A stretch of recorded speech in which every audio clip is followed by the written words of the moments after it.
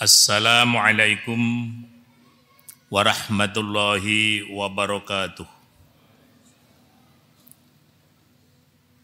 Alhamdulillahilladzi khalaqal mauta wal hayata liyabluwakum ayyukum ahsanu amala wa huwal azizul ghafur. Asyhadu an la ilaha illallah wahdahu la syarika lah wa asyhadu anna Muhammadan abduhu wa rasuluh. Allahumma salli ala Muhammadin wa ala alihi wa ashabihi wa mawalah, amma ba'd.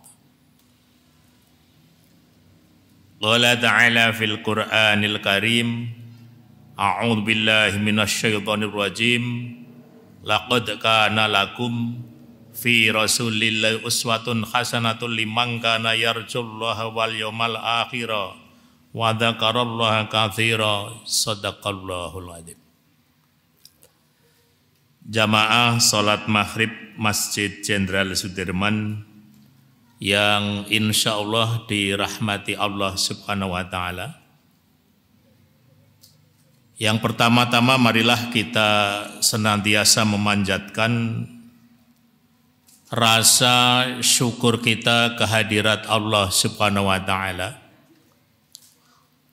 yang mana Allah telah melimpahkan segala taufik dan hidayahnya pada kita sekalian, sehingga di sore yang sejuk ini kita masih diberikan maunah pertolongan dari Allah Subhanahu wa taala untuk melaksanakan kajian rutin kita setiap Jumat malam. Salam serta salawat atas junjungan kita Rasulullah Muhammad sallallahu alaihi wasallam, yang karena perjuangan beliau itulah kita kemudian bisa mengimani, bisa meyakini, bisa mengamalkan, dan sekaligus bisa mendakwahkan dinul haq, dinul Islam. Kemudian yang selanjutnya berkaitan dengan, ya kita kalau masuk di bulan Rabiul Awal selalu akan teringat kepada peristiwa besar dari kelahiran Rasulullah Muhammad sallallahu alaihi wasallam. Apa yang seharusnya kita teladani, apa yang seharusnya kita contoh dari perjuangan dakwah beliau, sehingga akan memberikan nilai tambah pada dakwah dan perjuangan umat yang sedang kita lakukan sekarang ini. Tadi saya mengawali dari firman Allah dalam surat Al-Ahzab ayat yang ke-21, yang di sini Allah memberikan penjelasan kepada kita sekalian bahwa tidak semua orang yang mengaku dirinya sebagai seorang muslim bisa menjadikan Rasulullah ini sebagai contoh pada perilaku kehidupan kita sehari-hari. Hanyalah orang-orang yang beriman dengan 3 kriterium, dengan 3 persyaratan. Liman kana yarjullah, yaitu bagi orang-orang yang mengharapkan rahmah Allah. Ada mufassirin lain yang mengatakan yang mengharapkan perjumpaan dengan Allah. Kemudian wal yaumal akhir, dan orang-orang itu adalah mereka yang meyakini adanya hari akhir, yang meyakini bahwa kiamat pasti datang. Dan yang ketiga wa dzakarallaha katsira, dan orang itu zikir menyebut kepada Allah yang sebanyak-banyaknya. Itulah kriteria orang beriman yang bisa menjadikan Rasul kita ini sebagai uswah hasanah. Orang-orang yang mengharapkan rahmah dari Allah, orang-orang yang meyakini kedatangan hari akhir, dan orang-orang yang banyak menyebut asma Allah, banyak zikrullah. Ada beberapa argumentasi, ada beberapa alasan kenapa kita sebagai orang-orang yang beriman ini harus menjadikan Rasulullah ini sebagai suri toladan yang baik untuk seluruh aspek kehidupan kita. Alasan yang pertama, sebagaimana yang tadi saya sampaikan dalam Al-Ahzab ayat yang ke-21, memang Al-Quran telah memberikan penegasan kepada kita sekalian bahwa pada diri Rasulullah itu ada suri toladan yang baik bagi kita sekalian. Nah, keteladanan yang seperti apa dalam aspek kehidupan yang mana saja, ya kita meyakini bahwa pada diri Rasulullah itu akan menjadi contoh kita pada seluruh aspek kehidupan kita.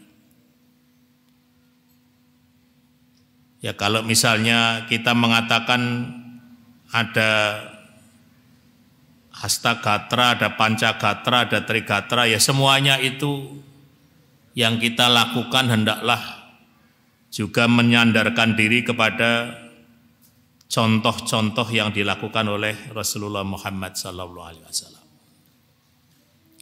Dalam bidang politik misalnya, yang ini kan 2023 sudah mulai, suhu politik sudah mulai meninggi gitu ya. Sudah mulai ada pemanasan dan sebagainya. Nah, pedoman-pedoman tentang bagaimana memilih kepemimpinan, bagaimana menjadi orang yang dipimpin, itu semuanya hendaklah menyandarkan kepada nilai-nilai yang berkaitan dengan prophetic, nilai-nilai yang berdasarkan kepada intervensi dari wahyu dari Al-Khaliq itu. Ya, jadi perdebatan tentang politik ini profan ataukah propet itu kan selalu menjadi perdebatan dalam filsafat itu. Apakah politik itu tidak ada hubungannya dengan agama dan seterusnya. Nah, kemudian alasan yang kedua, Al-Quran juga memberikan penegasan bahwa Rasulullah Sallallahu Alaihi Wasallam itu diutus untuk memberikan rahmatan lil alamin, rahmah kepada seluruh alam. Jadi tidak hanya rahmat untuk orang-orang yang beriman, tidak hanya memberikan rahmah kepada manusia saja, bahkan seluruh ciptaan Allah, bumi, alam dan sekitarnya mendapatkan kerahmatan dari diutusnya Rasulullah Sallallahu Alaihi Wasallam ini. Bapak Ibu sekalian, saya ini tadi malam baru pulang dari mancanegara gitulah ya. Ada pengalaman-pengalaman spiritual yang menjadikan kesimpulan bahwa ternyata nilai-nilai Islam itu kalau diterapkan dimanapun akan memberikan kemaslahatan yang besar kepada umat manusia. Ketika kemarin saya sampai di Singapura itu kan guide itu sudah menjelaskan aturan-aturan yang sangat ketat gitu Pak ya. Misalnya meludah di tempat umum didenda sekian dolar gitu ya. Kemudian nanti pipis apa itu jadi serba mencekam gitu. Karena polisinya nggak bisa disuap gitu.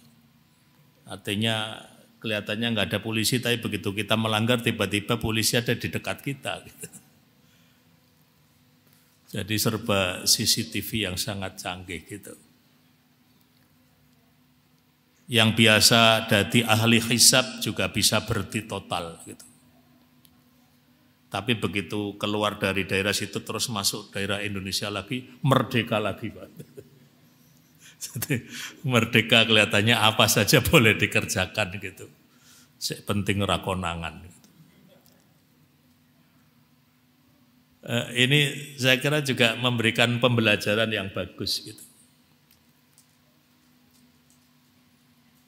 Nah kemudian alasan yang ketiga, kenapa kita diperintahkan untuk menjadikan Rasul itu sebagai uswah bagi kita? Karena Rasulullah mengajari kepada kita untuk tazkiyatun nafs itu, membersihkan hati kita, menghatikan nafsu. Hati kita dibersihkan. Pelajaran ketika akan di Isra dan di Mi'rajkan itu hatinya dibersihkan kemudian diisi dengan iman. Itu artinya bapak-bapak, ibu-ibu, adik-adik sekalian, bahwa kebersihan hati ya, itu menjadi jauh lebih penting daripada kebersihan-kebersihan yang ada di secara artificial di luar gitu ya. Orang sering mengatakan kecantikan yang lebih bagus adalah kecantikan inner beauty, itu kecantikan dari dalam. Dan seterusnya itu.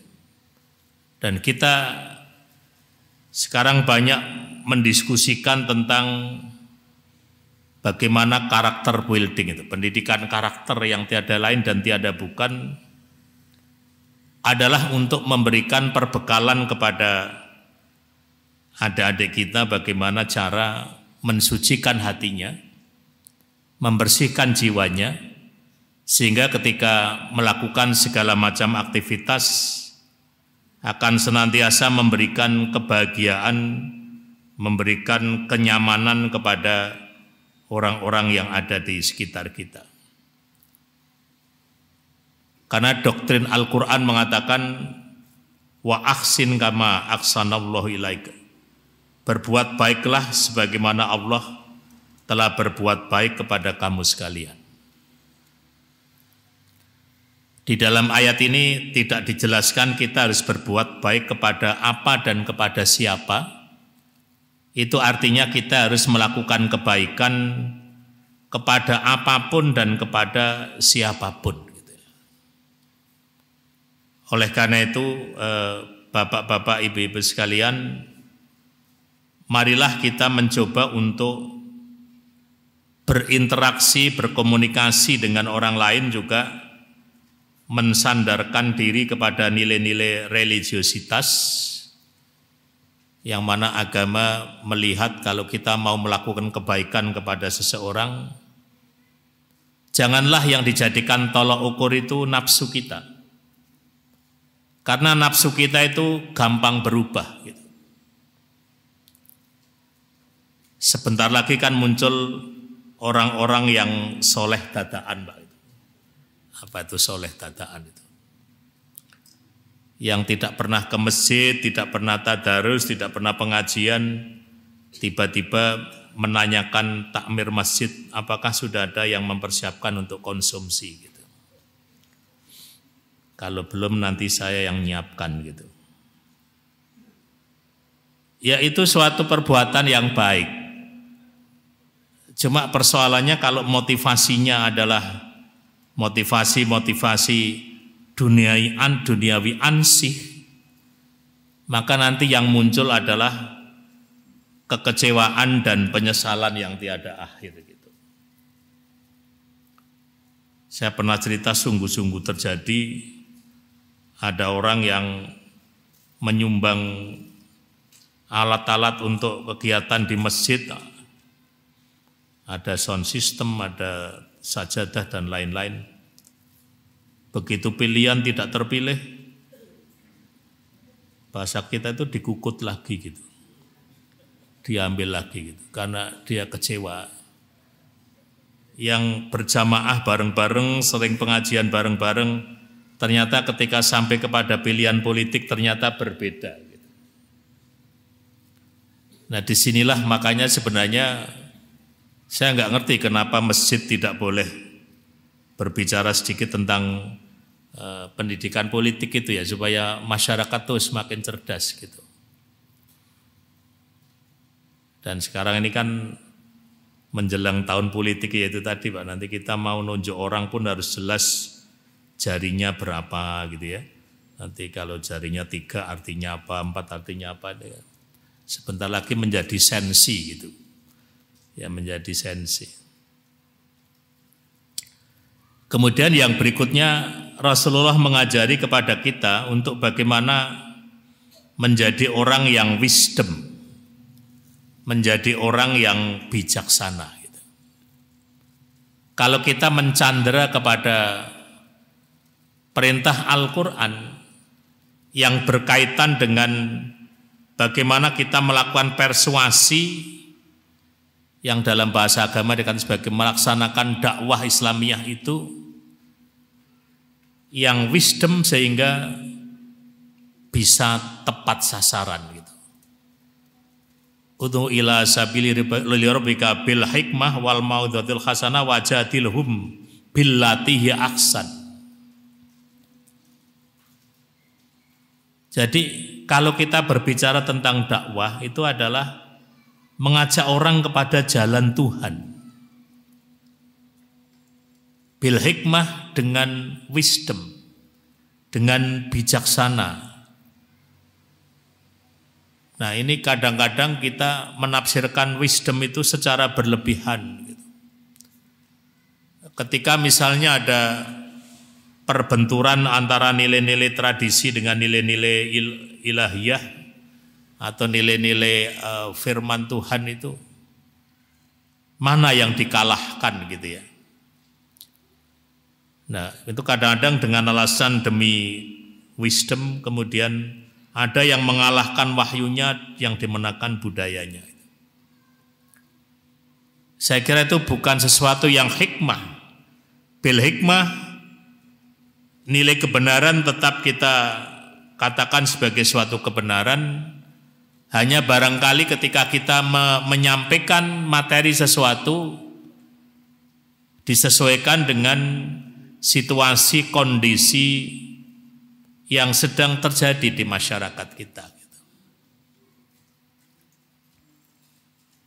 Kemudian yang berikutnya ibu bapak sekalian, kita meyakini bahwa kenapa kita meneladani Rasulullah, karena Rasulullah adalah penutup dari para nabi dan para rasul.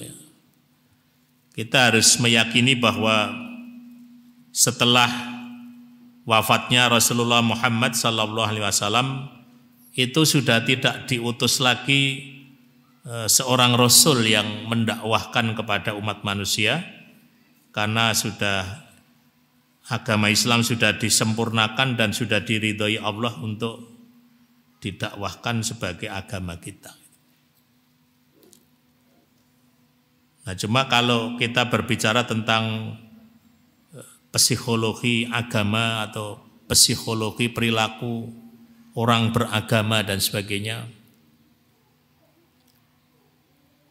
sejarah selalu mencatat ada kelompok masyarakat tertentu yang mengklaim dirinya sebagai seorang utusan Allah gitu ya. Nah, kita dalam keyakinan kita bahwa mereka yang mengklaim diri sebagai utusan Allah, sebagai Rasul, itu tertolak secara dalil karena kita menyadari bahwa Rasulullah itu adalah Rasul yang terakhir. Nah, sebagai Rasul yang terakhir, maka ada perbedaan antara nabi-nabi yang sebelumnya dengan Rasulullah SAW tentang diutusnya Rasulullah itu untuk seluruh umat manusia. Nah, kita ini kalau sekarang ini kan tema-tema pengajian yang diprioritaskan tema-tema tentang moderasi beragama. Yang seperti apakah moderasi beragama itu? Nah, kemudian juga karena kita ketika menjelaskan tentang kitab-kitab suci itu, kita juga harus menjelaskan kepada masyarakat, kepada jamaah kita, bahwa semua kitab suci yang dibawa oleh para nabi dan rasul semuanya hak, semuanya benar, dan semuanya memang datangnya dari Al-Khaliq.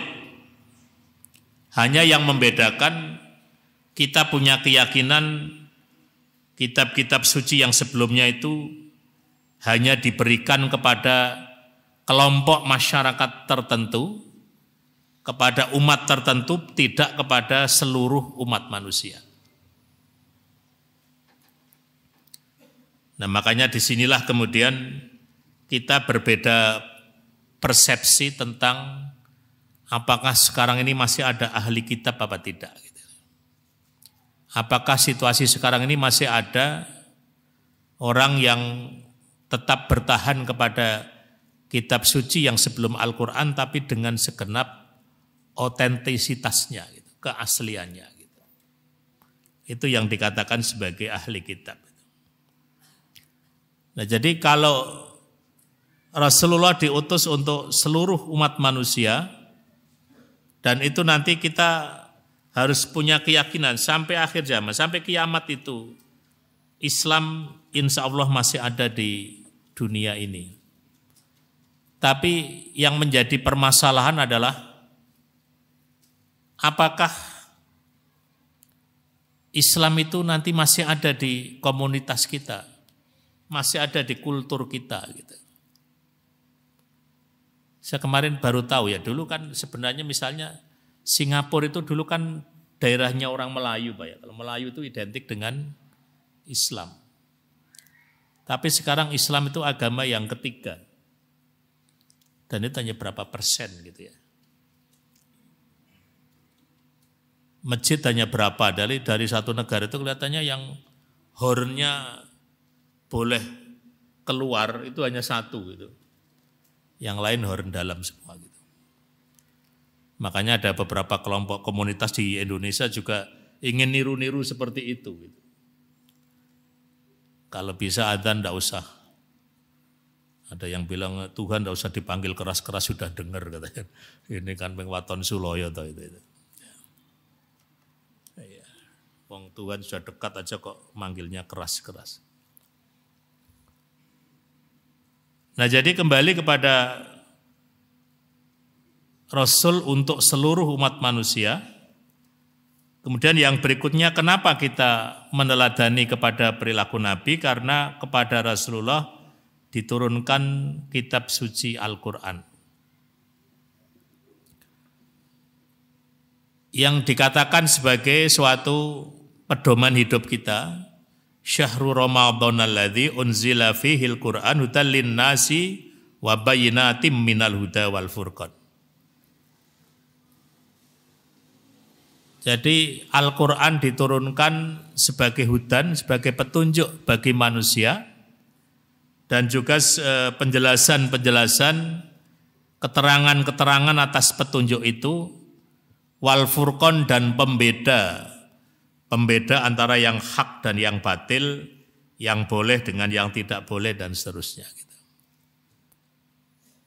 Nah, jadi sekarang ini yang kalau berbicara tentang mukjizat Nabi, ya, mukjizat itu kan biasanya diartikan sebagai keistimewaan yang diberikan kepada para nabi untuk menunjukkan kenabiannya. Gitu.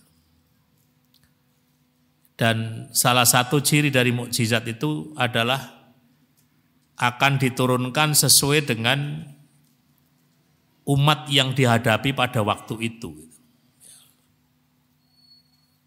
Kalau umat yang dihadapi adalah rata-rata ahli sihir, maka Nabi Musa itu diutus untuk, diperintahkan untuk melemparkan tongkatnya menjadi ular yang sangat besar yang bisa memakan ular-ular kecil yang hasil dari sihir bala tentaranya Fir'aun itu.